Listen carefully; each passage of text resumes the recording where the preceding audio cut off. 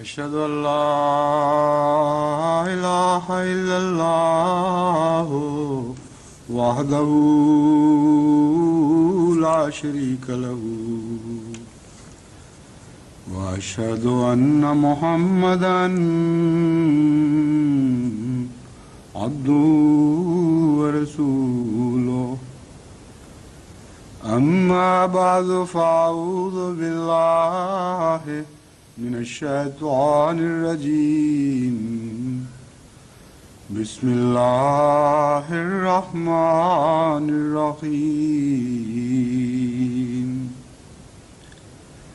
الحمد لله رب العالمين الرحمن الرحيم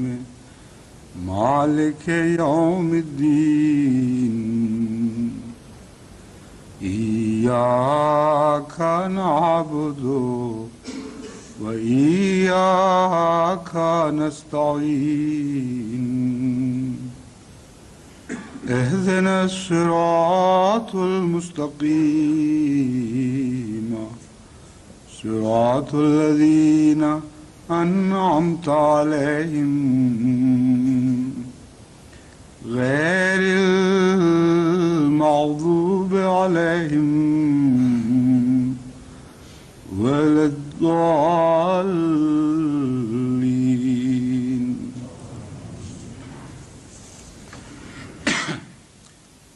إذا جاء نصر الله والفتح ورأيت الناس يدخلون في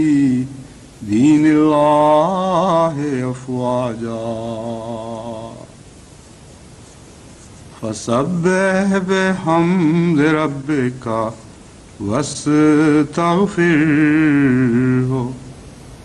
إنه كان توابا.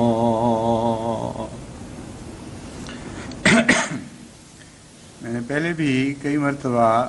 جماعت کو اس اہم حقیقت کی طرف متوجہ کیا ہے کہ دین کی اصطلاح میں جس چیز کا نام فتح ہے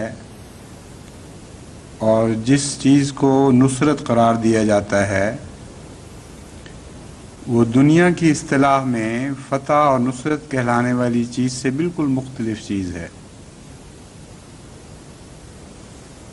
ان دونوں کے مزاج مختلف ہیں، ان کی نوعیت مختلف ہے،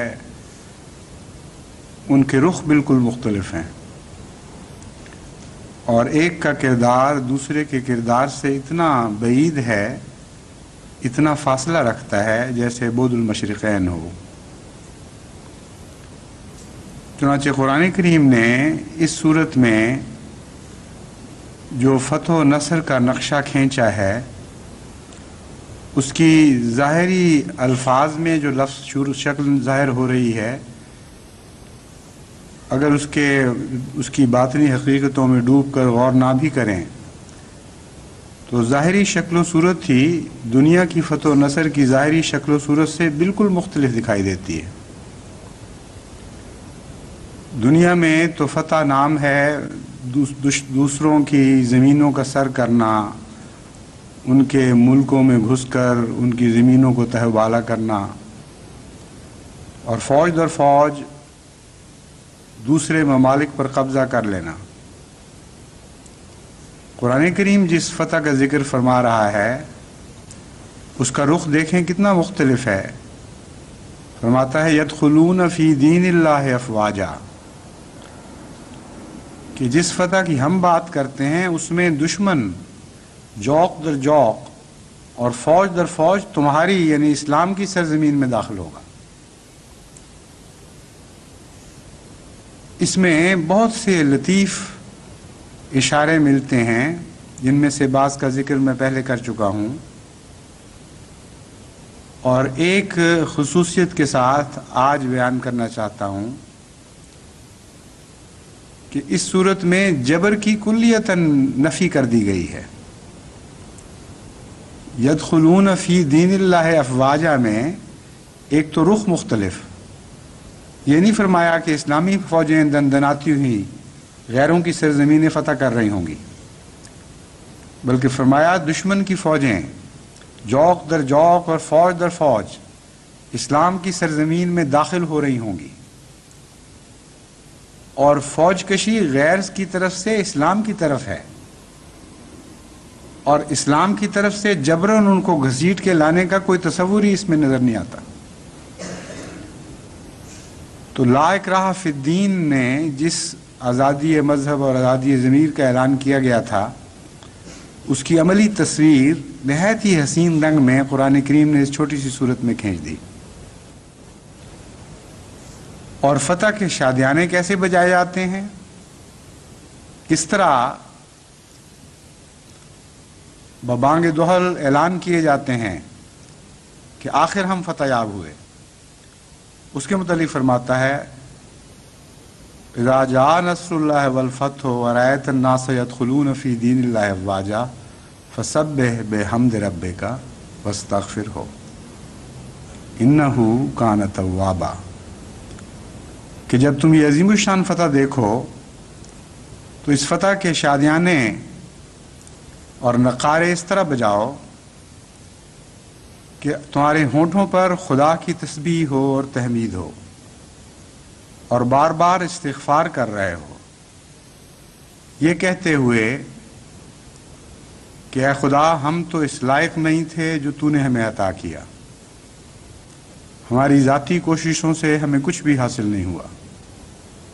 جو کچھ ہوا تیری عطا ہے،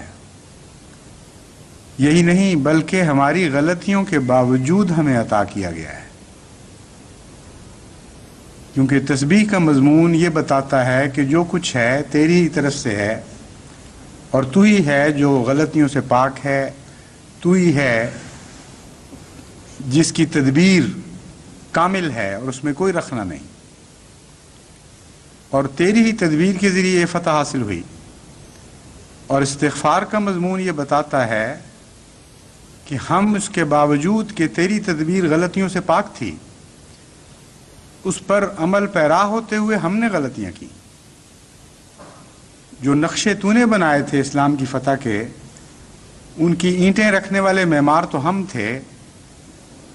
مگر ہم نے اینٹیں غلط رکھیں، بار بار نقشے کی خلاف ورزی کی، بار بار ایسے رخ پر غلطی سے اینٹیں رکھ دیں کہ جس کے نتیجے میں اس عمارت میں رخنے پیدا ہو سکتے تھے۔ اس لیے ہم استغفار کرتے ہیں، تو ہمیں بخش، ہم اس فتح کے لائق نہیں، ہماری غلطیوں کے باوجود عطا ہونے والی فتح ہے۔ تو دیکھیے کتنا مختلف رخ ہے اور کتنا مختلف مزاج ہے، کتنے مختلف تقاضے ہیں فتح مند فوجوں کے لیے، فوجوں کے ساتھ وابستہ۔ بس جماعت کو دینی فتح کو دنیا کی فتح کے ساتھ باہم دیگر اس طرح ملا نہیں دینا چاہیے کہ اشتباہ پیدا ہو جائے کہ گویا دین کی فتح اور دنیا کی فتح ایک ہی چیز کے دو نام ہیں۔ میں سمجھتا ہوں کہ بعض اسلامی مورخین نے یہ غلطی کر کے اسلام کو شدید نقصان پہنچایا ہے۔ جب مسلمان بادشاہوں نے بعض دیگر ممالک کو فتح کیا تو وہ ان کی سیاسی فتوحات تھیں، وہاں یدخلون فی دین اللہ افواجا کا کوئی نقشہ آپ کو نظر نہیں آئے گا۔ اس کے برعکس وہ ایک سیاسی غلبہ تھا جہاں تلواروں کے زور سے اور تیر و تفنگ کے زور سے بعض فوجیں بعض دوسرے ملکوں میں داخل ہو رہی تھیں۔ وہاں بحث یہ تو اٹھائی جا سکتی ہے کہ سیاسی اقدار کے لحاظ سے، سیاسی اخلاقی تقاضوں کے اعتبار سے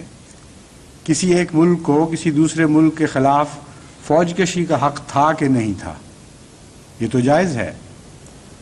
لیکن ان سب جنگوں کو اسلامی جہاد کا نام قرار دینا اور ان سب فتوحات کو اسلامی فتوحات قرار دینا یہ درست نہیں ہے۔ دراصل اس زمانے میں جو فاتح اسلام تھے وہ تو بزرگ اور اولیاء اور فقیر اور درویش تھے، جو قطع نظر اس سے کہ سیاسی حالات کیا ہیں دن رات اسلام کی خدمت میں مصروف تھے۔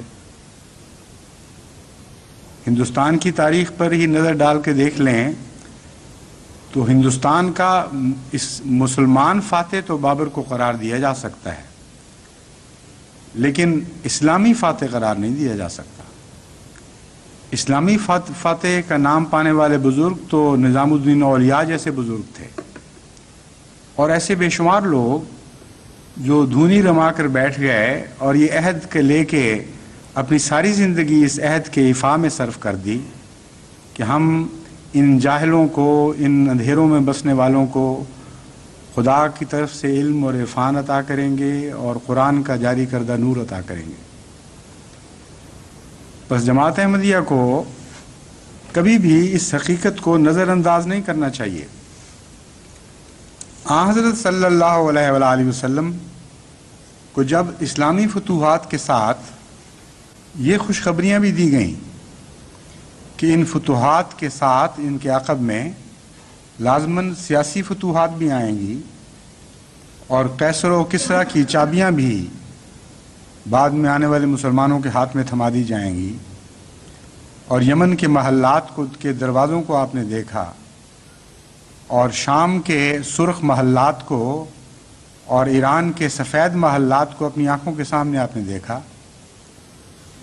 تو اس کے نتیجے میں آپ فکر مند ہو گئے، خدا کی تکبیر بھی کی، خدا کی تسبیح و تحمید بھی فرمائی، لیکن ایک گہرا فکر آپ کو لاحق ہو گیا۔ چنانچہ اس فکر کا اظہار آپ نے اس طرح فرمایا کہ ایک موقع پر صحابہ کو مخاطب کرتے ہوئے فرمایا، تم پر نومائے دنیا کے دروازے کھولے جائیں گے، یہاں تک کہ تم اپنے گھروں کو اس طرح سجاؤ گے جیسے خانہ کعبہ کو سجایا جاتا ہے۔ یہ فرما کر آپ نے اپنے سامنے بیٹھے ہوئے راہ حق کے درویشوں سے فرمایا، لیکن سنو، تم جو میرے سامنے بیٹھے ہوئے ہو، تمہاری حالت ان آنے والے لوگوں سے بدرجہ بہتر ہے۔ بس آپ کے نزدیک فتح دین کی فتح تھی، فتح اخلاق کی فتح تھی، فتح کردار کی فتح تھی، فتح اپنے نفس پر غالب آنے کا نام تھا، اور وہ نعمتیں تھیں جو روحانی نعمتیں تھیں، اور ان کے مقابل پر بعد میں آنے والی فتح کے ساتھ دنیاوی فتح سے تعلق رکھنے والی نعمتوں کی حضرت اقدس محمد مصطفیٰ صلی اللہ علیہ وآلہ وسلم کی نظر میں کوئی بھی قیمت نہیں تھی۔ اسی طرح ابو سعید خدری رضی اللہ تعالیٰ عنہ سے روایت ہے کہ آن حضرت صلی اللہ علیہ وآلہ وسلم نے فرمایا کہ میں تمہارے متعلق ڈرتا ہوں،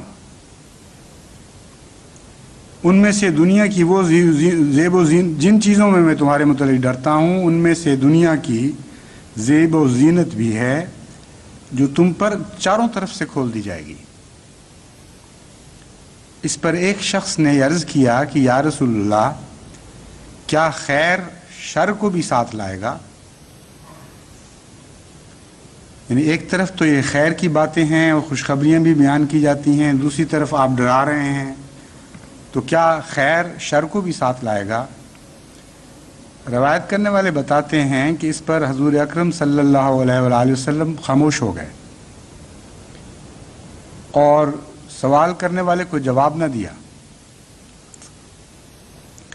جب ہم نے آپ کے چہرے کو دیکھا تو اس وقت محسوس ہوا کہ آپ پر وحی نازل ہو رہی ہے، اور اسی حالت میں آپ نے اپنے ماتھے سے پسینہ پونچھا اور پھر پوچھا کہ وہ سوال کرنے والا کہاں ہے۔ اس پر ہم سمجھ گئے کہ محبت اور پیار سے اس کا نام لے رہے ہیں، پسندیدگی سے لے رہے ہیں، آپ کو سوال پسند آیا تھا اور اس کا جواب آ گیا ہے۔ تو جب بتایا گیا تو آپ نے فرمایا کہ دیکھو، خیر شر کو جنم نہیں دیا کرتی، خیر شر کے ساتھ، خیر سے شر پیدا نہیں ہوتا، لیکن تم دیکھتے ہو کہ جب بہار آتی ہے تو بہار میں اگنے والی فصلوں کے ساتھ ایسی جڑی بوٹیاں بھی تو اگاتی ہیں جن کو کھانے سے لوگ مر جاتے ہیں یا مر سکتے ہیں۔ تو معلوم ہوتا ہے اس وحی میں خدا تعالیٰ نے حضرت صلی اللہ علیہ وآلہ وسلم کو اس سوال کا یہ جواب سکھایا تو ظاہری فتح بھی جب مسلمانوں کو نصیب ہوتی ہے تو اس کے نتیجے میں وہ خیر حاصل کر سکتے ہیں. ظاہری فتح کا نام شر نہیں رکھا گیا. شر اس بات کا نام رکھا گیا ہے کہ ظاہری فتح کے ساتھ جو انسان کی روحانی زندگی کو مارنے والی اور مہلک جڑی بوٹیاں اگتی ہیں، نعمتوں کے نام پر بعض ایسی چیزیں حاصل ہوتی ہیں جو انسانی زندگی کو تباہ کرنے والی ہوتی ہیں. اگر ان سے احتراز کرو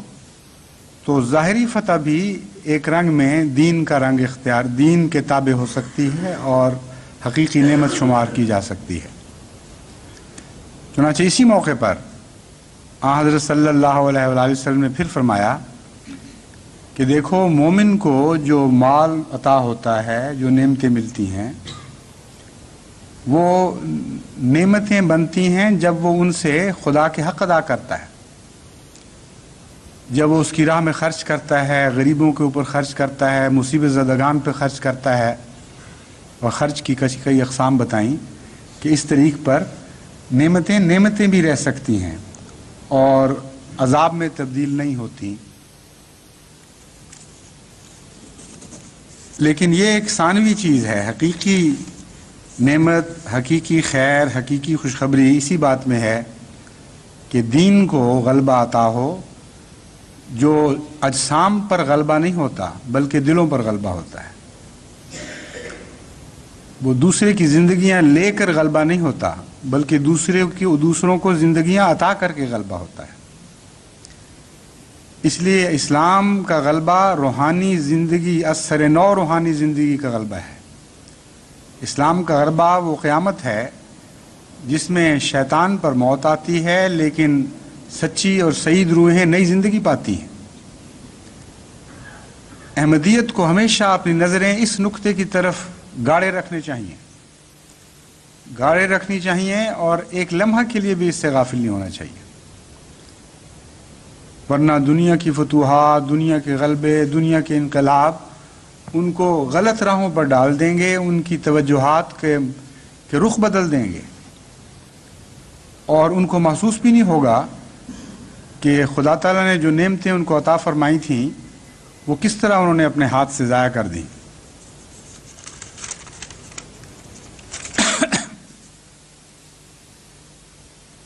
آج کل جو پاکستان میں نئے حالات پیدا ہو رہے ہیں اور بظاہر یوں معلوم ہو رہا ہے کہ ایک سیاسی انقلاب کا بیج بویا جا رہا ہے، اس کی بنیادیں استوار ہو رہی ہیں. میں نہیں کہہ سکتا کہ کس حد تک یہ معاملہ آگے بڑھتا ہے اور کس رنگ میں یہ معاملہ ختم ہوتا ہے، لیکن جماعت احمدیہ کو میں یہ توجہ دلانا چاہتا ہوں کہ ان چیزوں پر فرح فخور والا طریق اختیار نہ کریں. ان چھوٹی چھوٹی باتوں پر اچھل کے یہ نہ سمجھیں کہ گویا کہ احمدیت کو فتح عطا ہو گئی، ایک پارٹی کی بجائے دوسری پارٹی غالب آ جاتی ہے. اس سے جماعت احمدیہ کو فتح کیسے حاصل ہو سکتی ہے؟ اس سے اسلام کو کیسے فتح حاصل ہو سکتی ہے؟ اگر آپ ان چھوٹی باتوں پر راضی ہو گئے تو خدا تعالیٰ نے جو رخ پھیرا ہے نہایت اعلیٰ اقدار کی طرف، وہ رخ پھر ان سمتوں میں قائم نہیں رہے گا. وہ جد و جہد کا جو آغاز ہو چکا ہے ہر احمدی کے دل میں اور اس کے اعمال میں ڈھل رہا ہے وہ عزم، اس میں کمزوری واقع ہو جائے گی. آپ سمجھیں گے کہ بس یہی تھی اللہ تعالیٰ کی فتح کہ ایک حکومت الٹ گئی اور ایک اور دوسری حکومت آ گئی. ہرگز یہ فتح نہیں ہے. آپ کی فتح وہ ہے جو جنم لے چکی ہے آپ کے دلوں میں. وہ اسلام کے لیے یہ عزم اور یہ عزم صمیم کہ ہم سب کچھ اسلام کے لیے قربان کر دیں گے لیکن کسی قیمت پر بھی اسلام کی شکست کو برداشت نہیں کریں گے. اس کے نتیجے میں جو اعمال میں تبدیلیاں پیدا ہو رہی ہیں، جو عبادتوں کی طرف لگاؤ بڑھ رہا ہے اور کسی حد تک آپس کے جھگڑوں سے بھی توجہ بڑھ رہی ہے اور اثار کی روح پیدا ہو رہی ہے، یہ فتوحات ہی تو ہیں. اگر آپ نہیں دیکھتے ان کو فتوحات کے طور پر تو پھر اپنی نظر کا علاج کریں. یہ فتوحات ہی نہیں، بڑے عظیم الشان فتوحات کی داغ بیل ڈالی جا رہی ہے۔ اگر یہ فتوحات مکمل ہو جائیں اور دنیا میں آنے والے عارضی انقلاب آپ کو ان کے رخ سے ہٹا نہ سکیں، آپ کا رخ اسی طرح متعین رہے جس طرح مغناطیس کی سوئی کا رخ اس کے مقدر میں ہمیشہ کے لیے لکھا جا چکا ہے، لازماً ہمیشہ وہ پول سٹار کی طرف یا جہاں بھی مغناطیس کی قوت کا مرکز ہے اسی کی طرف رہے گا۔ اس لیے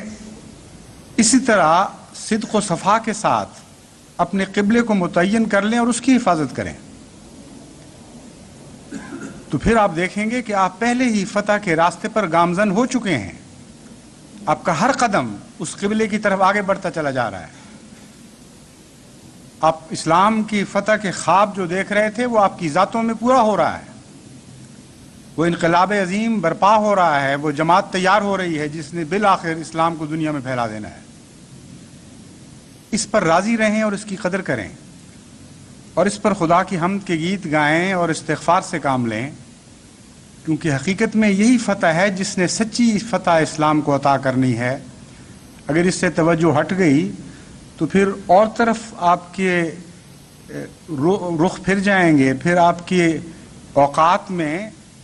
غیر اللہ کے حصے بڑھنے شروع ہو جائیں گے۔ مجھے تو یہ بھی خوفناک ہوا کہ ایک ایسا وقت بھی جماعت پر گزرا ہے ابتلا کا، جس میں چونکہ سیاست میں حصہ لے ہی نہیں سکتے تھے، اس لیے وہ لوگ جو پہلے سیاست میں لذتیں حاصل کرتے تھے انہوں نے دین کی طرف توجہ کی اور اپنے وقت دین پر قربان کرنے لگ گئے۔ مجھے یہ خوف دامنگیر ہوا کہ خدا نہ خواستہ اگر سیاست مسلم احمدیوں پر دوبارہ کھولی گئی، اور خدا کی تقدیر ایسا کر سکتی ہے، تو پھر دوبارہ کہیں وہی غلط چسکے اور وہ بگڑے ہوئے مزاج نہ پیدا ہو جائیں، اور جو وقت احمدیت کے لیے دیا جاتا تھا کہیں نعوذ باللہ من ذالک پھر سیاست میں نہ صرف ہونا شروع ہو جائے۔ کچھ نہ کچھ حصہ سیاست کا ایمان سے بھی تعلق رکھتا ہے، اس میں کوئی شک نہیں، کیونکہ اگر حب الوطن ایمان ہے تو حب الوطن کی خاطر سیاست کی اصلاح، سیاسی صحت مند دلچسپیوں میں کچھ نہ کچھ حصہ لینا، یہ ایمان بھی بن سکتا ہے، ایمان کا بھی ایک پہلو کہلا سکتا ہے۔ یہ کرنے والے کی بات ہے کس نیت سے کرتا ہے اور کس رنگ میں کرتا ہے، لیکن امکان موجود ہے۔ لیکن اگر سیاست اس طرح کھینچے جس طرح میٹھا مکھی کو کھینچتا ہے یا بعض مکھیوں کو گند کھینچتا ہے، اور مغلوب کر لے، اور دین ایک ثانوی چیز نظر آنے لگے، اور سیاسی نمبرداریاں اور سیاسی روب اور سیاسی حیثیتیں بڑی ہو کر دکھائی دینے لگیں، تو پھر یہ ایک بہت ہی نقصان کا سودا ہوگا۔ اس لیے ایک نہیں کئی قسم کے فکر بھی ان تبدیلیوں کے نتیجے میں مجھے دامنگیر ہو گئے ہیں، اور میں جماعت کو ابھی سے متنبہ کرنا چاہتا ہوں کہ جو بھی تبدیلی ظاہر ہو اس سے اپنے کردار پر غلط اثر نہ پڑنے دیں۔ جو راہیں آپ نے متعین اپنے لیے کر لی ہیں وہ سب سے اچھی راہیں ہیں، ان سے بہتر کوئی راہ نہیں ہے۔ بظاہر جن ذلتوں کا آپ پر وارد کیا گیا ہے وہ عزتوں کے مقام ہیں اور شرف کے مرتبے ہیں، انہی میں اپنی عزتیں سمجھیں اور انہی میں شرف کو ڈھونڈیں، اور ہرگز دنیاوی عزتوں کو کوئی اہمیت نہ دیں، اپنے دلوں پر اپنے نفوس پر ان کو غالب نہ آنے دیں۔ یہ عہد باندھ کر آنکھیں کھول کر آگے بڑھیں۔ پھر جو ضمنی تعلقات ہیں سیاست کے ساتھ اور جو ایمانی تقاضوں کے نتیجے میں پیدا ہوتے ہیں ان کو سر انجام دینا تو ہرگز اسلام کے یا دین کے خلاف نہیں ہے۔ ان شرائط کے ساتھ، ان پابندیوں کے ساتھ حصہ رسدی کچھ نہ کچھ وقت حب الوطن کی خاطر ہر احمدی کو اپنے اپنے وطن میں دینا ہوگا، اور جو وقت کی قربانیاں ہیں وہ بھی کرنی ہوں گی، لیکن دین بہرحال غالب ہے، دین کو بہرحال فضیلت حاصل ہے۔ سیاسی تقاضوں کو ہرگز اجازت نہ دیں کہ کہ آپ کی دین کی صورت بگاڑ سکیں، کسی رنگ میں بھی اس کے نقش کو خراب کر سکیں۔ حضرت مسیح موعود علیہ الصلوۃ والسلام فرماتے ہیں، خدا تعالیٰ نے مجھے مخاطب کر کے صاف لفظوں میں فرمایا ہے، انا الفتاح افتح لک ترا نصرا عجیبا ویخرون علی المساجد، کہ میں فتاح ہوں۔ فتاح کہتے ہیں وہ ذات جو اندھیروں کو روشنی میں پھاڑ کر تبدیل کر دیتی ہے، جو جہالت کو علم میں بدل دیتی ہے، اور جو معاملات کو کھول دیتی ہے اور قضا کرتی ہے، قضا جاری کرتی ہے۔ چنانچہ فتح اللہ علیہ کا مطلب ایک معنی عربی لغت کی روح سے یہ ہے کہ خدا تعالیٰ نے اس کو علم و عرفان عطا کیا، اور ایک معنی اس کا یہ بھی ہے کہ میں غلبہ عطا کرنے والا ہوں، یعنی شرف اور بزرگی اور علم کی چابیاں رکھتا ہوں، ان کے دروازے کھولنے والا ہوں، روشنی کے باب کھولنے والا ہوں، اور غلبہ بھی عطا کرنے والا ہوں۔ لیکن کس قسم کا غلبہ؟ فرمایا ترا نصرن عجیبا، اے میرے پیارے بندے، جو میں نصر تجھے عطا کرنے لگا ہوں وہ عام دنیا کی نصر سے مختلف ہوگی۔ ترا نصرن عجیبا، تو عجیب ہی قسم کی نصرت دیکھے گا میری طرف سے، اور وہ کیا ہے؟ وَيَخِرُّونَ عَلَى الْمَسَاجِدِ، کہ وہ نصرت اس طرح ہوگی کہ احمدی سجدوں پر اوندھے منہ گر جائیں گے، اپنے مساجد پر، اپنی سجدہ گاہوں پر گر جائیں گے۔ بس حضرت مسیح موعود علیہ الصلوۃ والسلام کو جو فتح و نصر کی تصویر اس وقت کھینچ کر دی گئی تھی، اور یہ بتایا گیا تھا کہ ہم اس طرح کی فتح تمہیں عطا کرنے والے ہیں، وہ فتح تو آپ کو حاصل ہو رہی ہے، جس کو خدا فتح کہہ رہا ہے، جس کو نصر عجیب قرار دے رہا ہے، اس پر اگر آپ راضی نہ ہوں اور ادنا فتوحات کی طرف آنکھیں پھاڑ پھاڑ کر دیکھیں اور شادیانے بجائیں کہ الحمدللہ یہ فتح حاصل ہو گئی، تو بڑی ناقدری کرنے والے ہوں گے۔ یہ تو ایسی بات ہوگی جیسے کوئی ہیرے اور جواہر پھینک کر کوئی کوئلے اور پتھر چن لے اور ان پر نازاں ہو جائے۔ پگلیاں تو ایسی حرکتیں کرتی ہیں، مگر عقل والی عورتیں تو ایسا نہیں کیا کرتی، وہ تو ہیرے جواہروں کو سینے سے لگاتی ہیں اور پتھروں کو پھینکتی ہیں۔ اور پگلیوں کو آپ نے دیکھا ہوگا، وہ بیچاری بعض دفعہ اپنے ہیرو جواہر خود پھینک دیتی ہیں، ہیرے اور جواہر خود پھینک دیتی ہیں اور پتھر چن کر اور کوئلے اٹھا کر ان سے اپنے آپ کو سجانے لگتی ہیں۔ تو دنیا والوں کو سجانے دیں اپنے آپ کو ان چیزوں سے، آپ کو دنیا والوں سے کیا غرض ہے؟ ان کو اگر پتھروں میں زینت نظر آتی ہے، اگر ان کو کوئلوں میں حسن دکھائی دیتا ہے، تو کوئی زبردستی نہیں ہے، جبراً ان کو آپ نہ اس سے روک سکتے ہیں، نہ آپ کو یہ حق حاصل ہے ان کو لطف اٹھانے دیں ان باتوں کا۔ لیکن یہ آپ کو حق نہیں ہے کہ خدا نے جو آپ کو ہیرے عطا فرمائے ہیں، خدا نے جو جواہر نازل کیے ہیں آپ کے اوپر، ان کو ان پتھروں اور ان کوئلوں سے تبدیل کر لیں۔ اس لیے اپنے خزانوں کی حفاظت کریں، ان خزانوں کی حفاظت کریں جن کے متعلق حضرت مسیح موعود علیہ الصلوۃ والسلام فرماتے ہیں کہ ہزاروں سال سے جو مدفون تھے، اب خدا نے میرے ذریعے ان خزانوں کو ظاہر کیا ہے اور میں ان کو بانٹ رہا ہوں۔ کیسا پیارا نقشہ کھینچا ہے، ترا نصرا عجیبا ویخرون علی المساجد، ایسی عجیب نصر دیکھو گے تم کہ اس وقت خدا کے بندے اوندھے منہ سجدہ گاہوں پر گر پڑیں گے۔ اور ساتھ یہ فرمایا، میں تجھے عزت دوں گا اور بڑھاؤں گا۔ اسی تحریر میں حضرت مسیح موعود علیہ الصلوۃ والسلام فرماتے ہیں، ایک اور الہام میں چند دفعہ تکرار اور کسی قدر اختلاف الفاظ کے ساتھ فرمایا کہ میں تجھے عزت دوں گا اور بڑھاؤں گا اور تیرے آثار میں برکت رکھ دوں گا، یہاں تک کہ بادشاہ تیرے کپڑوں سے برکت ڈھونڈیں گے۔ بس بادشاہوں کو دیکھیے ایک ثانوی حیثیت دی گئی ہے۔ حضرت مسیح موعود علیہ الصلوۃ والسلام کے کپڑوں میں تو لال و جواہر ٹکے ہوئے نہیں تھے، وہ تو کم خواب کے کپڑے نہیں تھے، وہ تو ریشم کے کپڑے نہیں تھے، وہی سادہ کپڑے جو حضرت مسیح موعود علیہ الصلوۃ والسلام زیب تن فرمایا کرتے تھے، وہ کپڑے ویسے ہی تھے، بلکہ مدت کے ساتھ، وقت کے گزرنے کے ساتھ انہوں نے بوسیدہ ہی ہونا تھا۔ لیکن فرمایا کہ جن کپڑوں میں یہ عبادت گزار بندہ رہتا ہے، میرے نزدیک ان کی قیمت ہے،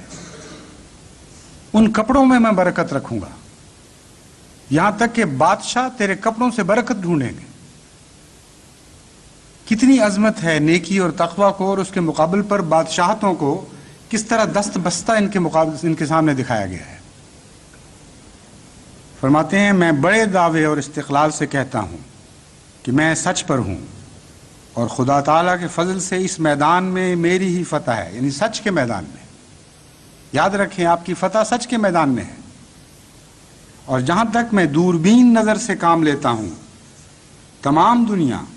اپنی سچائی کی تحت اقدام دیکھتا ہوں۔ کتنا عظیم الشان کلام ہے۔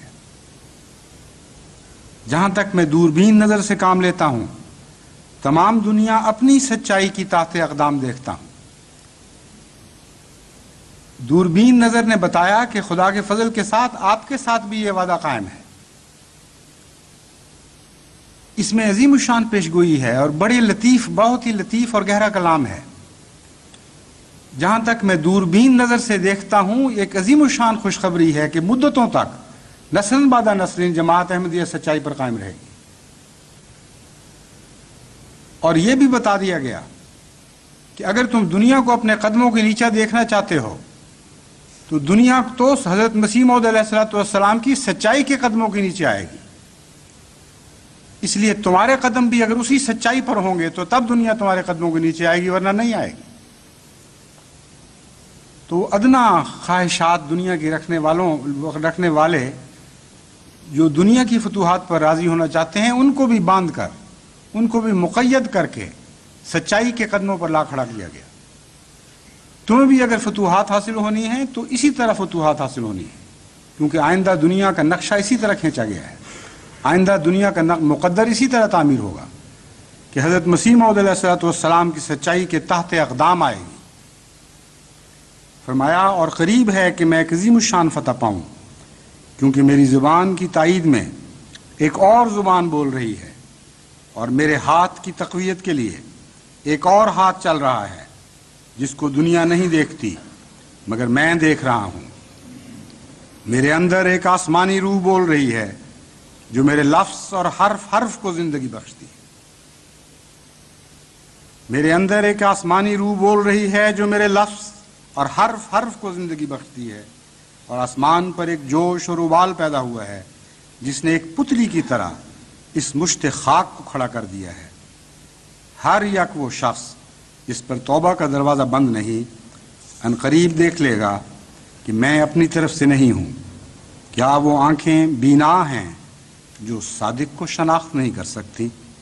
کیا وہ بھی زندہ ہے جس کو اس آسمانی صدا کا احساس نہیں؟ حضرت رسول اکرم صلی اللہ علیہ وآلہ وسلم لفظ فتح کو ایک اور عظیم الشان رنگ میں بھی استعمال فرماتے ہیں۔ حضرت ابن عمر سے روایت ہے کہ حضرت صلی اللہ علیہ وآلہ وسلم نے فرمایا، من فتح لہ منکم باب الدعاء فتحت لہ ابواب الرحمہ، تم میں سے جس پر دعا کا دروازہ کھول دیا گیا اس کے لیے رحمت کے دروازے کھول دیے گئے۔ پس فتح کا اس سے بہتر تصور نہیں باندھا جا سکتا۔ پس اے احمدیو، تمہیں مبارک ہو کہ اس دور ابتلا نے تم پر دعا کے دروازے کھول دیے۔ وہ گھر جو دعاؤں سے ناشنا ہو چکے تھے، وہ گھر بھی دعاؤں کی آجماجگاہ بن گئے۔ وہ دل جو دعاؤں سے غافل تھے، ان کی گہرائیوں سے بلکتی ہوئی، درد میں ڈوبی ہوئی دعائیں اٹھتی ہیں۔ وہ آنکھیں جو آنسوؤں سے ناآشنا تھیں، اس دور ابتلا نے ان آنکھوں کو آنسو بخشے ہیں۔ اور یہ ایک فرضی قصہ نہیں، ایک ایسی حقیقت ہے جو آج تاریخ کے پردوں پر ایسے حروف میں لکھی جا رہی ہے جو انمٹ حروف ہیں۔ بکثرت احمدیوں کے ایسے خطوط مجھے ملے ہیں جو لکھتے ہیں کہ آپ سوچ نہیں سکتے کہ ہمارا دل پہلے کیسے منجمد دل تھا، کبھی خدا کے نام پر اس میں تحریک پیدا نہیں ہوتی تھی، کبھی جنبش نہیں آتی تھی، کبھی ہماری آنکھیں اللہ کا نام لے کر تر نہیں ہوتی تھی، اور اب تو حالت یہ ہے کہ بات بات پہ رونا آتا ہے، خدا کے ذکر پر آنکھوں سے آنسوؤں کی جھڑی لگ جاتی ہے۔ دعاؤں کے دروازے جس قوم پر کھول دیے گئے ہوں، حضرت اقدس محمد مصطفیٰ صلی اللہ علیہ وآلہ وسلم فرماتے ہیں کہ تم پر خدا کی رحمتوں کے دروازے کھولے جا چکے ہیں۔ بس وہ قوم جس پر خدا کی رحمتوں کے دروازے کھول دیے گئے ہوں، اگر وہ دنیا کی ادنا فتوحات سے متاثر ہو کر ان کے سامنے جھکنے لگیں اور ان کے روق کو قبول کرنے لگیں تو بڑے ہی بدقسمت لوگ ہوں گے۔ اس لیے خدا کی رحمتوں کی قدر کریں، خدا کے فضلوں کی قدر کریں، ان کو اپنے سینے سے لگائے رکھیں، اور یہ عہد کریں کہ اگر خدا ان حالات کو بدل بھی دے گا تو یہ دولتیں جو آج ہمیں نصیب ہوئی ہیں ہم ان کو اپنے سینے سے چمٹائے رکھیں گے، ان صحابہ کی طرح جس نے اسلام کے علم کی حفاظت کی خاطر اپنے بازو کٹوائے، اپنی گردنیں کٹوائیں، اور جب بازو نہیں رہے تو دانتوں میں ان علموں کو تھام لیا اور گرنے نہیں دیا جب تک ان کی گردنیں نہ کٹیں اور سر نہ لڑک گئے۔ اس طرح اے خدا ہم ان تیری رحمت اور ان رحمتوں اور فضلوں کی حفاظت کریں گے جو اپنی راہ میں پگھلنے والے دلوں کی صورت میں تو نے ہم پر عطا کیے ہیں۔ وہ باب رحمت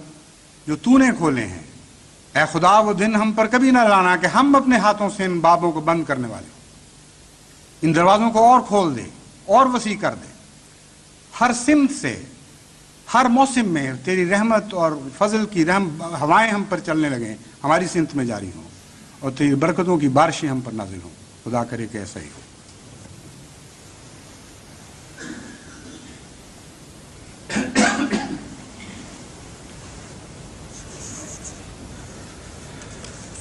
الحمد لله نحمده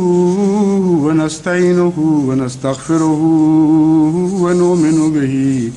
ونتوكل عليه ونعوذ بالله من شرور أنفسنا ومن سيئات أعمالنا من يهده الله فلا مضل له ومن يضلله فلا هادي له ونشهد أن لا إله إلا الله وحده لا شريك له ونشهد أن محمدا عبده ورسوله۔ ابھی جمعے کے مان بعد سنتوں سے قبل میں چند نماز جنازہ غائب پڑھاؤں گا۔ سب سے پہلے تو برادر مکرم پروفیسر خلیل احمد صاحب ناصر کی نماز جنازہ ہے۔ یہ اولین واقفین زندگی میں سے تھے، خصوصاً اس دور کے واقفین میں جب یہ دارالمجاہدین قائم کیا گیا اور یورپ میں تبلیغ کے لیے خاص طور پر نوجوانوں کو پکارا گیا۔ ان میں سامنے آنے والوں میں یہ پہلے تھے جنہوں نے نام درج کروایا۔ بہت ہی خلیق، علم دوست اور بہت غیر معمولی ذہانت رکھنے والے تھے۔ سلسلے سے بہت محبت اور پیار تھا، اور اگرچہ بعض مشکلات کی وجہ سے وقف کے تقاضے کو مینوان نہیں نبھا سکے اور زندگی کے آخری حصے میں باقاعدہ واقفین کی فہرست میں شامل نہیں رہے، لیکن ایسا اجازت سے کیا، بھاگ کر یا باغی ہو کر نہیں۔ اور اس کا بھی دل پر اتنا بوجھ تھا کہ گزشتہ سال ان کا ایک بہت ہی دردناک خط مجھے موصول ہوا کہ میں اتنا تکلیف میں ہوں، دن بدن میرا یہ احساس بڑھتا جا رہا ہے کہ اگرچہ خلفاء نے مجھ سے شفقت کا سلوک فرمایا، مجھے قربانیوں سے محروم بھی نہیں رکھا، اور دینی خدمتیں لینے کی مجھ سے اجازت بھی دی جماعت کو، حسب توفیق حصہ بھی لیتا رہا، لیکن پھر بھی میں اپنے آپ کو مجرم سمجھ رہا ہوں کہ جن وقت کی زنجیروں میں نے باندھا تھا اب میں ان میں بندھا ہوا نہیں ہوں. اس لیے میری ایک تمنا ہے کہ میرے مرنے سے پہلے اپنے ہاتھ سے مجھے ایک خط لکھ دیں کہ میں تمہیں دل سے معاف کرتا ہوں اور شرح صدر کے ساتھ تمہاری اس حرکت کو نظر انداز کر کے تمہارے لیے دعا کرتا ہوں کہ اللہ تعالیٰ تمہیں بخشے. چونکہ میں جانتا تھا ان کو بڑی خدا تعالیٰ کے فضل سے ایک فدائی روح رکھتے تھے اور ہمیشہ خدمتوں کے لیے جب بھی بلایا گیا لبیک کہا ہے انہوں نے اور پورے تن من دھن سے فدا ہوئے ہیں. تو میں نے پھر ان کو اس قسم کی تحریر لکھ دی اور بہت ہی پھر خوشی اور تسکین کا خط آیا. اور عجیب بات ہے کہ اس کے تھوڑی دیر بعد ہی پھر ان کو یہ مہلک بیماری ہو گئی جس کو ڈاکٹروں نے کہا کہ کینسر ہے اور اب اس سے بچنا محال ہے. اور اللہ کا فضل ہے کہ اس وہ مرض الموت ہی تھی اس سے پہلے ان کے دل میں یہ تحریک بھی پیدا ہو گئی اور میری طرف سے ان کو جواب بھی مل گیا. لیکن اس مرض میں بھی وہ جو پہلے وعدے کیے ہوئے تھے انہوں نے خدمت دین کی ان کو نبھایا. بعض لیکچرز میں شمولیت کا عہد کیا ہوا تھا ان میں اسی بیماری کی حالت میں گئے ہیں ہسپتال سے نکل کر پھر گئے اور بالکل پرواہ نہیں کی تکلیف کی. تو ان کے لیے بطور خاص دعا کی تحریک کرتے ہوئے چند اور مخلصین کے جنازے بھی ہیں جو اسی جنازے کے ساتھ پڑھائے جائیں گے. مکرمہ شگفتہ رانی صاحبہ بنت مکرم چودھری عبدالعزیز صاحب چھوٹی عمر میں بیچاری وفات پا گئیں. دل کا دورہ پڑا ہے ان کو. ابوظہبی کہ عبدالعزیز صاحب ایک اچھے مخلص دوست ہیں. ان کی بیٹی ہے جوان یعنی بیٹی تھی جوان جو فوت ہو گئی. مکرم محمد منیر ہاشمی صاحب retired deputy post master Abbottabad. یہ ہمارے جو خدمت درویشاں کے پرانے کارکن ہیں مخلص مختار احمد ہاشمی ان کے والد. مکرمہ حمیدہ بیگم صاحبہ چودھری محمد عظیم صاحب باجوہ بڑے معروف ہیں جماعت میں. خدا تعالیٰ کے فضل سے جب پارٹیشن کے یعنی تقسیم ہند کے دوران خطرات تھے مسلمانوں کو تو قادیان سے ارد گرد کے دیہات میں جا کر مسلمانوں کا دفاع کرنے میں انہوں نے عظیم الشان خدمات سے انجام دی ہیں اور اس قدر دلیری کے ساتھ انہوں نے مسلمان دیہات کا دفاع کیا ہے کہ وہ تو لیجنڈز بن گئی ہیں اور بڑی حکمت کے ساتھ اور دلیری کے ساتھ. اچھا سارا خاندان ہی خدا کے فضل سے مخلص ہے لیکن یہ پہلو ان کا خاص ایسا تھا جو ان کو امتیاز بخشتا ہے. تو ان سب کی نماز جنازہ بعد نماز جمعہ ہوگی.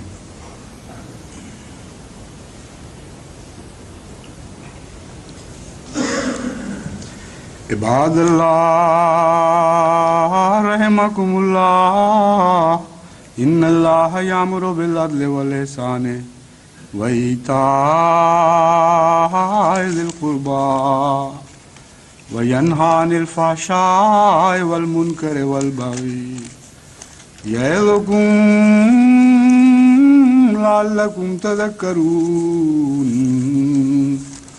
اذکروا اللہ یذکرکم وادعوہ یستجب لکم ولذکر اللہ اکبر.